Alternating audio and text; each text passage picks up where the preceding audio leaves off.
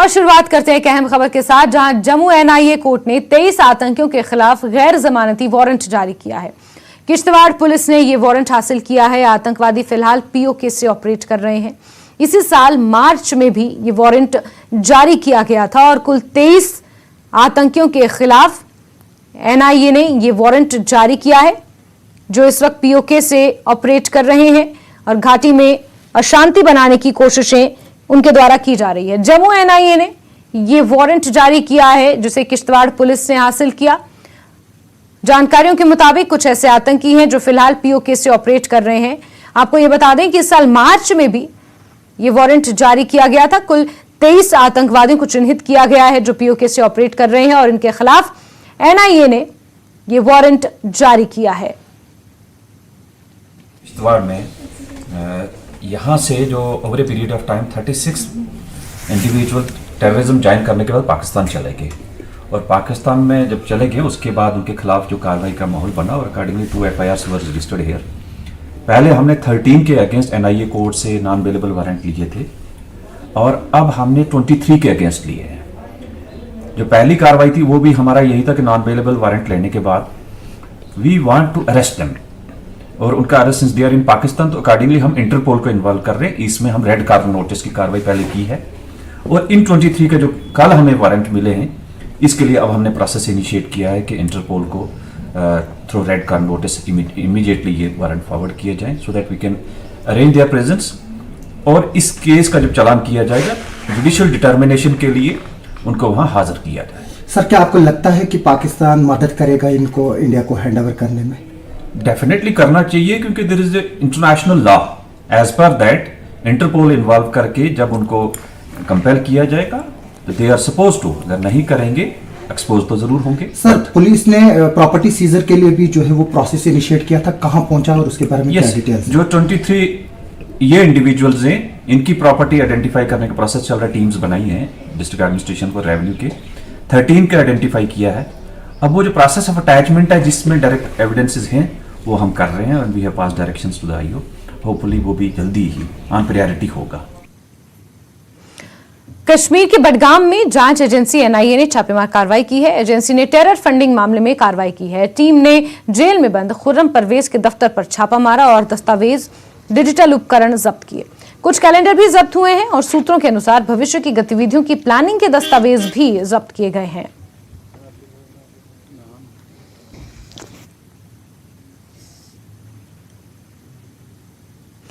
आगे बढ़ते हैं खबरों में। G20 समिट के तहत लद्दाख आज से Y20 पीस समिट की मेजबानी कर रहा है। कार्यक्रम लेह में आयोजित किया गया है। इसमें 30 देशों के प्रतिनिधि शरीक हैं। ये बैठक 28 अप्रैल तक चलेगी। विभिन्न देशों के प्रतिनिधियों को धार्मिक, ऐतिहासिक और सांस्कृतिक स्थलों सहित विभिन्न स्थानों का भ्रमण भी कराया जाएगा।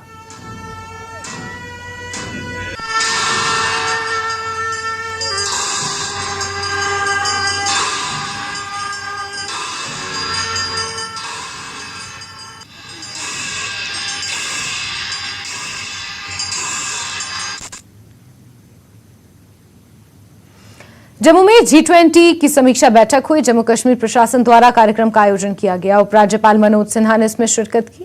मनोज सिन्हा ने कहा कि भारत के लिए G20 की अध्यक्षता करना ऐसे अवसर में आया है जब भारत विश्व गुरु के रूप में उभर रहा है। बैठकों में जलवायु परिवर्तन की चुनौती से निपटने के लिए कई नीतियां बनाई गई।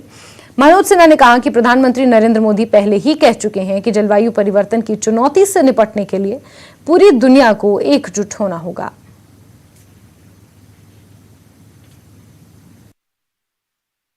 लेकर ग्लोबल साउथ यानी विकासशील देशों में इस बात पर बड़ी चिंता व्यक्त की जा रही है कि जो डिजिटल सोसाइटी विकसित हो रही है, जो ट्रांसफॉर्मेशन हो रहा है, क्या वो इंक्लूसिव है, समावेशी है, सर्वस्पर्शी है?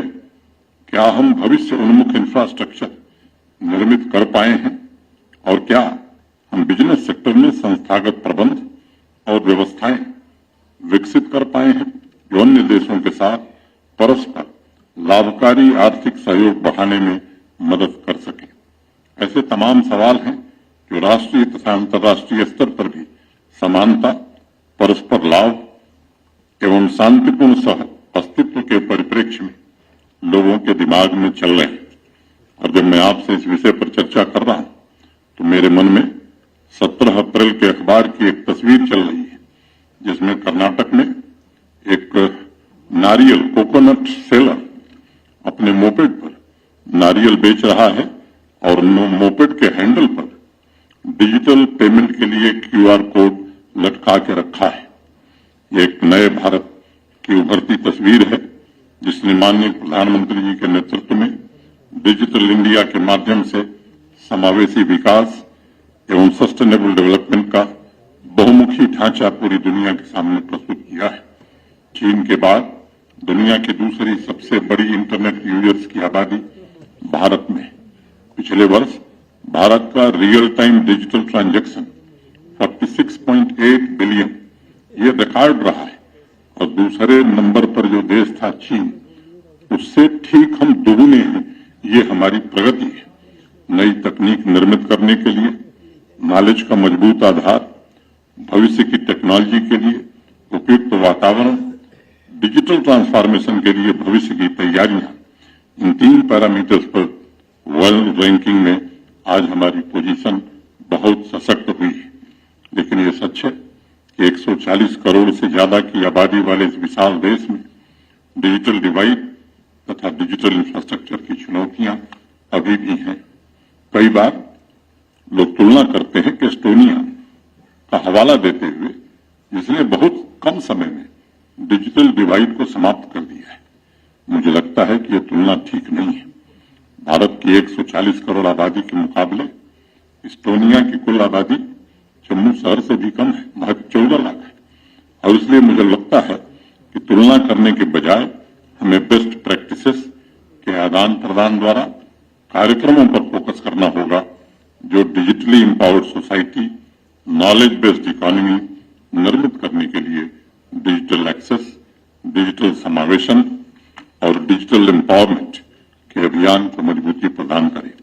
मुझे खुशी है कि डिजिटल इंडिया मिशन के तहत जैम, जनधन आधार और मोबाइल, ये जो ट्रिनिटी है, common service centres, digi locker, उमंग, UPI, अनेक ऐसे पहल, ये डिजिटल समावेशन की दिशा में पूरी दुनिया को हमने एक नई पहचान दी है और अन्य देशों के साथ डिजिटल प्रौद्योगिकी के क्षेत्रों में सहयोग की नई संभावनाएं भी हमने प्रस्तुत की है।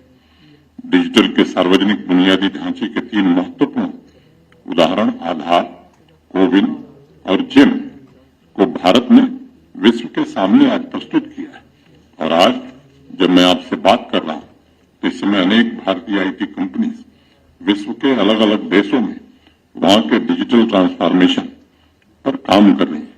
मुझे विश्वास है कि भारत की प्रेसिडेंसी में G20 प्लेटफॉर्म पर आपसी संवादों तथा पार्टनरशिप द्वारा सहयोग के इन संबंधों को नई प्रेरणा मिलेगी। इसका एक बड़ा उदाहरण विश्व ने प्रधानमंत्री उज्ज्वला योजना में भी देखा है। 2016 से 2022 के बीच लगभग 9.5 करोड़ घरों में गैस कनेक्शन प्रदान करके न सिर्फ महिला सशक्तिकरण का नया उदाहरण दुनिया के सामने प्रस्तुत किया गया, बल्कि व्यक्तिगत स्वास्थ्य एवं पर्यावरण संरक्षण में भी भारत ने विकास का एक नया मॉडल प्रस्तुत किया और ग्लोबल साउथ के अनेक देशों के लिए खुशहाल समाज के निर्माण का रोडमैप भी भारत ने प्रस्तुत किया है। यह कोई छोटी मोटी संख्या नहीं है। अगर आप गौर करें तो 9.5 करोड़ गैस कनेक्शन का मतलब है जर्मनी और बेल्जियम की मिलीजुली आबादी, यानी उनके प्रत्येक व्यक्ति को एक गैस कनेक्शन प्रदान कर दिया गया। दूसरा, इसका सबसे बड़ा असर हुआ कि पर्यावरण के बारे में चेतना समाज के ऊपरी से लेकर निचले स्तर तक पहुंची और स्लोगन की बजाय प्रकृति का संरक्षण हमारी। खबरों का सिलसिला जारी रहेगा, लेकिन वक्त एक छोटे से ब्रेक का।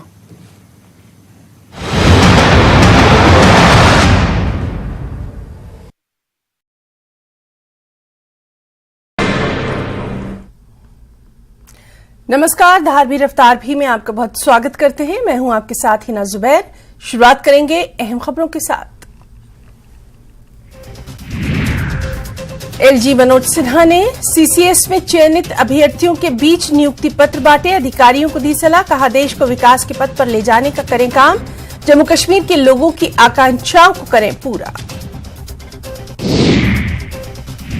Principal conservative forest and Jammu Kashmir pollution control board के अध्यक्ष मोहित गेरा ने कहा, हम जलवायु परिवर्तन की चुनौती को पूरा करने के लिए प्रधानमंत्री नरेंद्र मोदी द्वारा निर्धारित लक्ष्य को हासिल करने के लिए एक तरह से योजना बना रहे हैं। नशा मुक्त भारत अभियान पूरे देश में चलाया जा रहा है। खबरों के सिलसिले को आगे बढ़ाएंगे। एम्स जम्मू का काम लगभग पूरा हो चुका है। इस साल अक्टूबर के महीने में एम्स का काम करना एम्स शुरू कर देगा। एम्स के अध्यक्ष वाई.के. गुप्ता की न्यूज 18 के साथ एक्सक्लूसिव बातचीत देखिए। All India institute of medical sciences के प्रेसिडेंट हमारे साथ मौजूद है वाई.के. गुप्ता जी। सर, जो एम्स है वो कब तक फंक्शनल आपको लगता है कंप्लीटली हो जाएगा, क्योंकि काफी उम्मीदें हैं, और किस तरह की फैसिलिटीज वो देने वाला है जम्मू कश्मीर के लोगों को? देखिए, हमारे यहाँ all India institute medical sciences Jammu बहुत तेजी से प्रगति कर रहा है, और हमारा टारगेट है अक्टूबर तक हम सारे अपने बच्चों को वहाँ पे शिफ्ट कर सकते हैं। ओपीडी भी हमारी चालू हो जाएंगी और हमारे कुछ ऑपरेशन थिएटर्स भी चालू हो जाएंगे। तो हमारा अक्टूबर तक हमारी इसकी टारगेट है। हमारा कंस्ट्रक्शन काम करीब करीब हो चुका है, और उसमें फर्निशिंग और इसमें इंस्ट्रूमेंटेशन का ये काम परचेज करना और ये सब प्रोसेस में है। तो हमें पूरी उम्मीद है कि हमारे अक्टूबर नवंबर इस साल के अंदर तक हम अपने जितने भी जम्मू के लोग हैं और आसपास के लोग हैं उनको एक बढ़िया से बढ़िया हेल्थ की फैसिलिटी दे पाएंगे। सर, अभी जो यहाँ पे पेशेंट हैं वो दिल्ली एम्स जाते हैं स्पेशलाइज्ड ट्रीटमेंट के लिए, क्या कुछ यहाँ पे बदलाव आप देखते हैं हेल्थ सेक्टर में एम्स के फुली फंक्शनल हो जाने के बाद? बहुत ज्यादा बदलाव आने की हमें उम्मीद है, और हमारा टारगेट ये है कि जम्मू, सिर्फ जम्मू ही नहीं, पूरे जम्मू कश्मीर और पंजाब और जहाँ पे जिसका कैचमेंट एरिया जिसे हम कहते हैं, कि वहाँ से कोई भी मरीज दूसरे देश में या हमारे एम्स दिल्ली में न जाए, उसको यहाँ पे बेस्ट फैसिलिटी यहाँ पे अवेलेबल हो जाए। जैसे खासतौर से कार्डियोलॉजी की और ऑर्थोपेडिक्स की, क्योंकि यहाँ पे बहुत सारे एक्सीडेंट्स होने की संभावना है। तो यहाँ पे हमने ट्रॉमा सेंटर को एक बहुत ही मजबूत बनाया है। और दूसरा, किसी भी पेंडेमिक में किसी भी आईसीयू बेड्स हमारे पास इतने होंगे कि किसी भी पेशेंट को आईसीयू के लिए इधर उधर भागने की जरूरत नहीं पड़ेगी। इसके अलावा हमने सेंटर ऑफ एक्सीलेंस 2-3 बनाए हैं, और इसके अलावा हमने ये भी सोचा है कि भारत में जो खासतौर से इस एरिया में जो जड़ी बूटी या हर्बल मेडिसिन है, उसका एक हमने इंडियन सिस्टम ऑफ मेडिसिन का भी एक अस्पताल इसमें होगा, जिसमें आयुर्वेद, योगा और भी जो भी चिकित्सा हैं और होम्योपैथी, इन सब का अलग अलग ब्लॉक है। तो अगर किसी मरीज को इनमें से किसी इलाज की संभवतः जरूरत है तो वो होगी।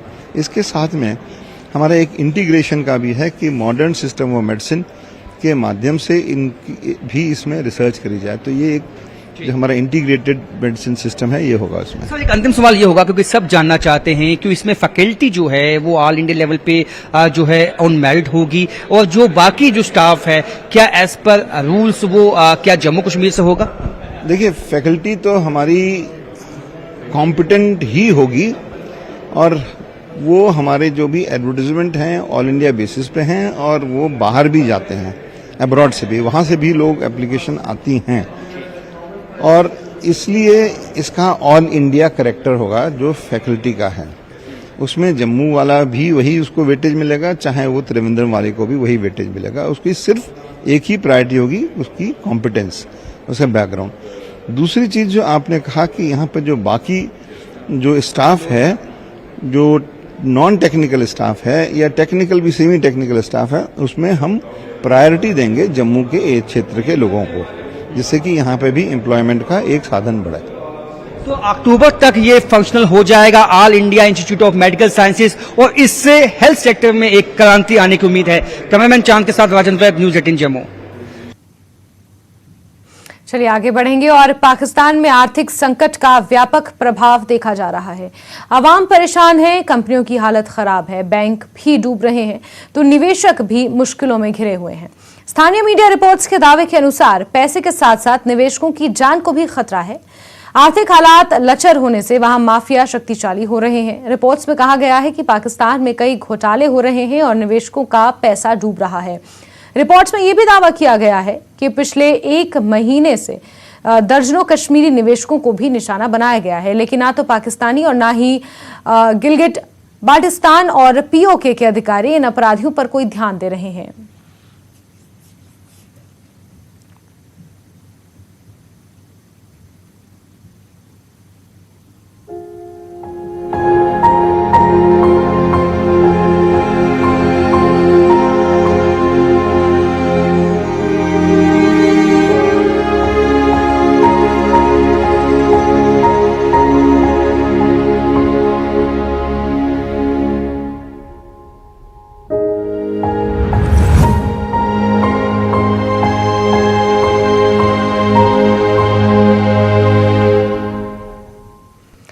और बात एक और महत्वपूर्ण खबर की, जहां पूर्व मुख्यमंत्री प्रकाश सिंह बादल का निधन हो गया है। बादल को मोहाली स्थित फोर्टिस हॉस्पिटल में भर्ती किया गया था, जहां सांस लेने में उन्हें परेशानी हो रही थी, जिसकी शिकायत के बाद उन्हें भर्ती किया गया। मंगलवार रात 8 बजे के करीब उन्होंने आखिरी सांस ली।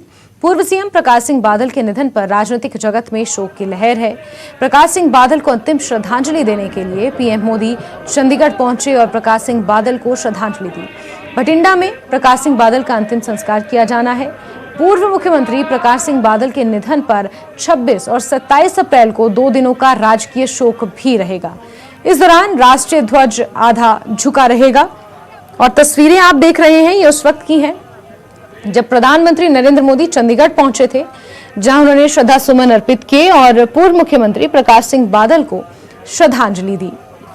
चंडीगढ़ में उनके अंतिम दर्शनों के लिए पार्थिव शरीर रखा है और उनके पैतृक गांव भटिंडा में उनका अंतिम संस्कार किया जाना है। 26 और 27 अप्रैल को एक राजकीय शोक भी रखा गया है, जिस दिन तिरंगा झंडा आधा झुका हुआ रहेगा। इसके अलावा कई राजनेताओं ने प्रकाश सिंह बादल के निधन पर शोक व्यक्त किया ट्वीट के जरिए।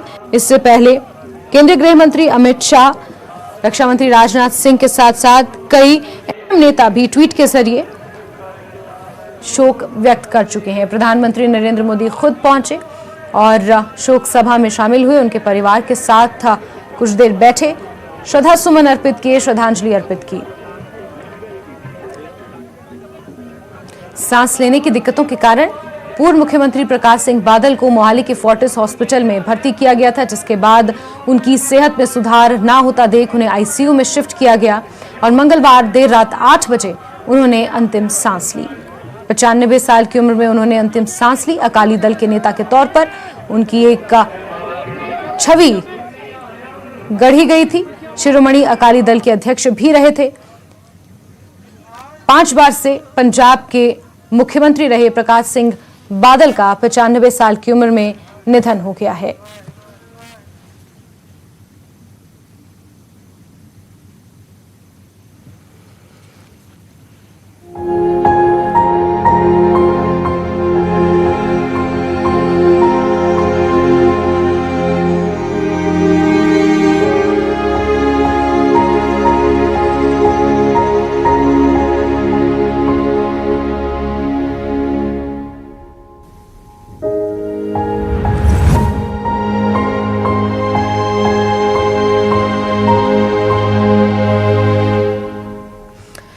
आगे बढ़ेंगे और मंडी से आपको खबर देंगे, जहां घर से मॉर्निंग वॉक के लिए निकले एक शख्स की पांव फिसलकर सिंचाई के टैंक में गिरने से मौत हो गई। घटना कैथल गांव की है, जहां 58 साल के कर्म सिंह अपने घर से सुबह मॉर्निंग वॉक के लिए निकले थे। जब वो नहीं लौटे तो उनके परिजनों ने उनकी खोजबीन की। इस दौरान वो सिंचाई के टैंक में मिले। जब परिजनों ने उन्हें अस्पताल पहुंचाया तो डॉक्टर्स ने उन्हें मृत घोषित कर दिया। मामले की सूचना मिलते ही निरी पुलिस चौकी की टीम मौके पर पहुंची। डीएसपी दिनेश कुमार भी मौके पर पहुंचे और बताया कि मामला दर्ज कर लिया गया है, आगे की जांच की जा रही है। आज चौकी निरी में रोहांडा हॉस्पिटल से एक सूचना मिली थी कि एक व्यक्ति को इलाज के लिए हॉस्पिटल आए जो कि ब्रॉड डेड हैं जिस पर पता चला कि ये व्यक्ति जो है वो श्री करमचंद जी सन ऑफ भाजीराम तहसील नीरी के रहने वाले हैं और प्रत्येक दिन वो अपने घर से मॉर्निंग वॉक के लिए जाया करते थे। तो आज भी वो प्रत्येक दिन की भांति मॉर्निंग वॉक के लिए गए थे और वही मॉर्निंग वॉक जहाँ जाते इस रास्ते में उन्हें उन्हीं के अपने घर जमीन में वाटर हार्वेस्टिंग टैंक बनाया गया, उसमें कहीं पैर फिसलने के कारण शायद वो उसमें गिर गए होंगे, जिस कारण उनको वहां से जब निकाला गया और हॉस्पिटल लाया गया तो डॉक्टरों ने ब्रॉड डेड कर दिया है। तो पुलिस ने इसमें अपना उनका डेड बॉडी का उसका पोस्टमार्टम करवा दिया गया है और जो भी बयान वगैरह है वो कलबद्ध कर लिए गए हैं। तो अभी पुलिस फिलहाल 174 की कार्रवाई अमल में लाई जा रही है। और बौद्ध धर्मगुरु दलाई लामा के समर्थन में किन्नौर के सैकड़ों बौद्ध अनुयायियों ने सड़कों पर पहुंचकर एक शांति मार्च निकाला। रिकांगपिओ में ये शांति मार्च निकाला गया। डीसी किन्नौर के जरिए राष्ट्रपति को ज्ञापन भी सौंपा गया।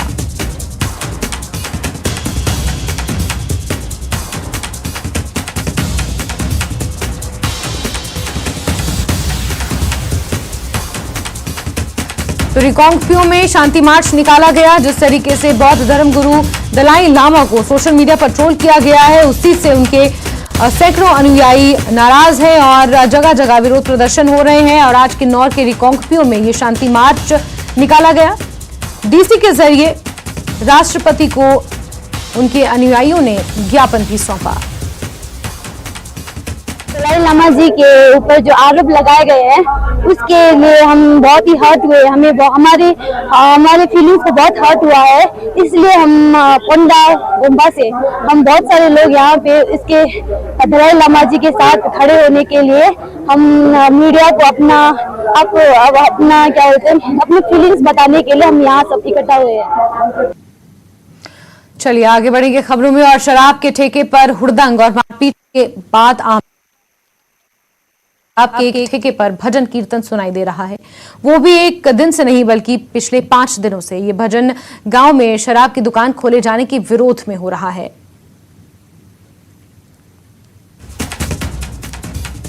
तो शराब के ठेके के खिलाफ महिलाएं यहां पर सत्याग्रह कर रही हैं। बीते 5 दिनों से इस ठेके के बाहर बैठकर भजन कीर्तन का सिलसिला जारी है और अगर जल्द इन महिलाओं की मांग नहीं मानी गई तो इन महिलाओं ने चेतावनी दी है कि आगे आने वाले समय में भूख हड़ताल भी शुरू की जाएगी। बीते 5 दिनों से इसी तरीके से महिलाएं विरोध प्रदर्शन कर रही हैं। भजन कीर्तन के जरिए ये विरोध जताने की कोशिश कर रही हैं और इस ठेके को यहां से शिफ्ट करने की मांग की जा रही है।